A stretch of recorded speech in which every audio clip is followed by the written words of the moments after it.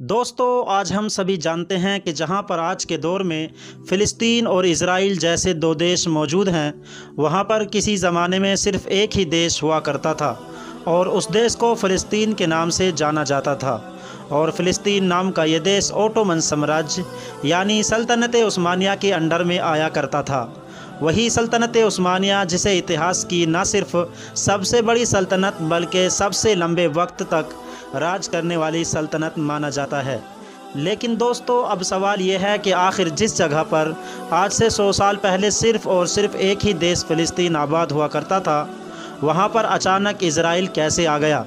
پچھلے 100 سالوں میں آخر ایسا کیا ہوا تھا کہ جس کی وجہ سے جہاں پر کسی دور میں یہودیوں کا نام و نشان بھی موجود نہیں تھا، وہاں پر آج کے دور میں نہ صرف یہودی آباد ہیں بلکہ اپنا ایک طاقتور دیش بنانے میں بھی کامیاب ہو گئے ہیں۔ تو دوستو آپ کو بتاتے چلیں کہ اسرائیل دیش بھلے ہی 1948 میں بنا ہو، لیکن اس کو بنانے کی تیاریاں سینکڑوں سال پہلے ہی شروع کر دی گئی تھیں۔ اور جب بھی اسرائیل کے بننے کے بارے میں بات کی جاتی ہے تو جس انسان کا نام سب سے پہلے لیا جاتا ہے وہ کوئی اور نہیں بلکہ ہرزل تھا۔ وہی ہرزل جس کو تھیوڈو ہرزل کے نام سے جانا جاتا ہے۔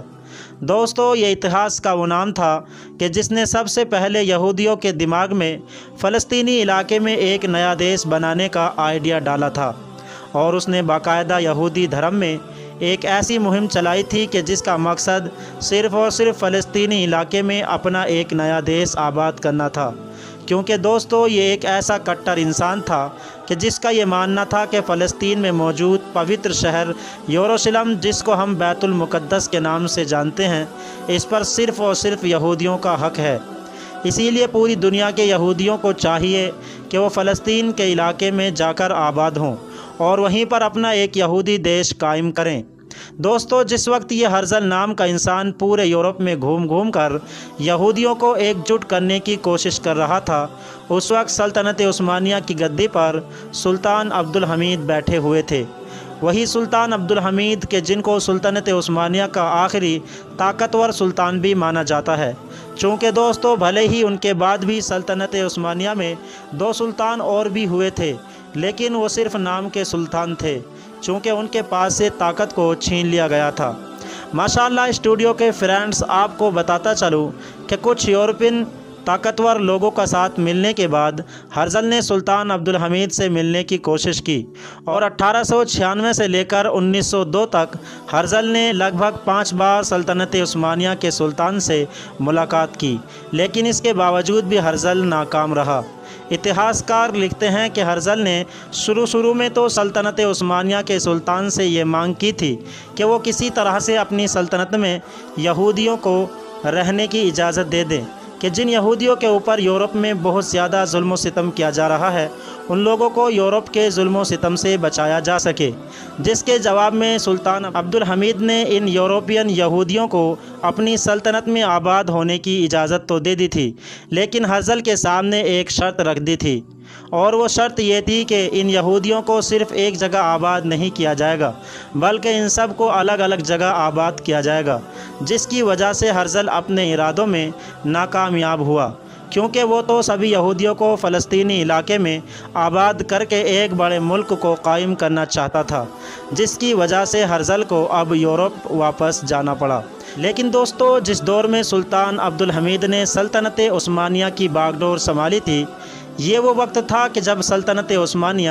بہت زیادہ کمزور ہو چکی تھی اور اپنے بالکل آخری دن گن رہی تھی۔ لگاتار جنگ لڑنے سے نہ صرف سلطنت عثمانیہ پوری طرح سے کمزور ہو چکی تھی بلکہ بہت ساری امیر سلطنتوں کے قرضے میں بھی ڈوب چکی تھی، جس بات کا ہرزل نے بھرپور فائدہ اٹھایا اور ایک بار پھر سلطنت عثمانیہ کے سلطان عبد الحمید کے پاس جا کر انہیں یہ آفر دیا کہ اگر وہ ہم یہودیوں کو فلسطین میں زمین عطا کر دیں گے تو اس کے بدلے میں نہ صرف ہم سلطنت عثمانیہ کا سارا قرضہ چکا دیں گے بلکہ ساتھ ہی ساتھ اس قرض کے علاوہ بھی سلطنت عثمانیہ کو اتنا سارا مال دیں گے کہ جس کی وجہ سے سلطنت عثمانیہ ایک بار پھر سے مضبوطی کے ساتھ کھڑی ہو سکے گی۔ لیکن دوستو سلطان عبد الحمید نے نہ صرف اس آفر کو ٹھکرا دیا بلکہ ساتھ ہی ساتھ وہ الفاظ کہے جو اتہاس میں ہمیشہ کے لیے امر ہو گئے۔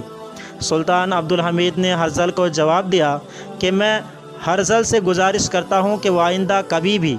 इस टॉपिक के बारे में अपने दिमाग में भी ना सोचे, क्योंकि फ़लस्तीन सिर्फ़ मेरी ज़मीन नहीं बल्कि पूरी उम्मत की जागीर है। इसीलिए इस ज़मीन का मैं अपनी तरफ से 1 इंच भी नहीं बेच सकता। इस ज़मीन के लिए मेरे आबा व अजदाद ने बहुत सारी कुर्बानियाँ दी हैं। ना सिर्फ कुर्बानियाँ बल्कि इस ज़मीन में बहुत सारे मुसलमानों का खून भी शामिल है। इसलिए हर्ज़ल और इसके साथियों को चाहिए कि वो अपना सारा पैसा जो लाखों करोड़ों में है वो अपने ही पास रख ले, क्योंकि अगर खुदा न खास्ता सल्तनत का सिराजा बिखर गया, यानी अगर मेरी सल्तनत बिखर गई, तो वो इस सरज़मीन को फ्री में हासिल कर लेंगे। लेकिन जब तक मैं ज़िंदा हूँ तब तक वो इस सरज़मीन को किसी भी तरीके से हासिल नहीं कर सकते। इसके बाद सुल्तान अब्दुल हमीद ने फ्यूचर में आने वाले ख़तरे को भांपते हुए यहूदियों के ऊपर फ़लस्तीन के इलाके में ज़मीन खरीदने पर पाबंदी लगा दी थी। लेकिन दोस्तों, पाबंदी के बावजूद भी उसी दौर से यहूदियों ने फ़लस्तीन में ज़मीन खरीदना शुरू कर दी थी और बदकिस्मती से सुल्तान अब्दुल हमीद के बाद सल्तनत उस्मानिया और भी ज़्यादा कमज़ोर हो गई थी। यहाँ तक कि जब फर्स्ट वर्ल्ड वार हुआ, यानी पहला विश्व युद्ध, तो इसमें हार जाने के बाद सल्तनत उस्मानिया पूरी तरीके से ख़त्म हो गई थी और फ़लस्तीन का ये पूरा इलाका, जहाँ पर अब कुछ यहूदी भी आबाद थे, पूरा का पूरा इलाका ब्रिटेन यानी इंग्लैंड के कब्ज़े में आ गया था, जिसको आखिरकार 1948 में आधा आधा बांट दिया गया था। और इस तरीके से हमारी दुनिया का पहला यहूदी देश यानी इसराइल वजूद में आया था। दोस्तों, आज भी पूरे इसराइल देश में हर्ज़ल नाम के उस इंसान को वो इज़्ज़त दी जाती है जो हमारे देश में महान गॉड ऑफ नेशन इंसान को दी जाती है। आज भी इसराइल देश में हर्ज़ल नाम के इस इंसान के बहुत सारे स्टैच्यू मौजूद हैं। फ़िलहाल दोस्तों, आज की वीडियो में बस इतना ही। कैसी लगी हमारी ये वीडियो हमें कमेंट्स में ज़रूर बताएं और अगर चैनल पर नए हैं तो चैनल को ज़रूर सब्सक्राइब करें।